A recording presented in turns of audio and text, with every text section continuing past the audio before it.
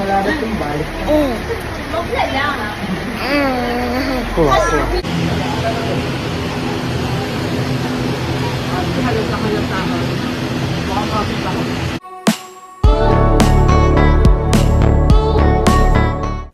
Philmar Alipayo nilinaw na nagkaayos na sila ni Andy. Sabi sa post niya, "It all went way too far and should have been handled in private. Okay na kami sanan, okay ra kami."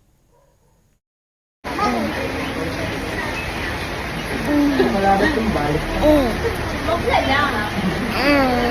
Kuha. I'll carry you but don't stick your feet in me, right?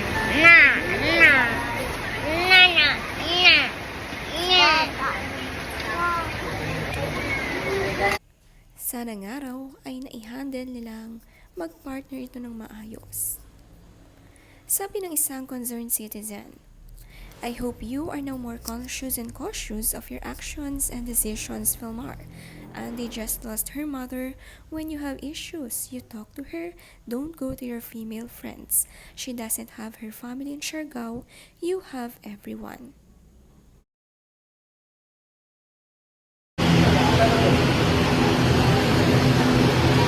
Halata ako. Baka kapit ako.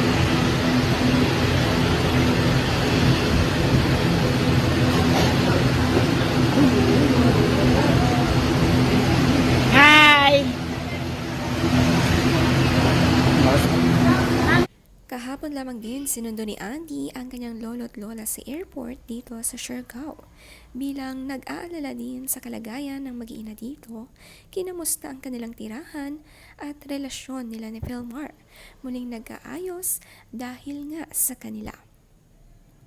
Iba talaga ang blessing ng family sa isang relasyon na ayos kapag gumigit nga sa mag-asawa.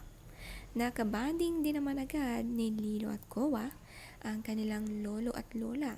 Naturuan agad ito ng siyaka na sikat sa Siargao.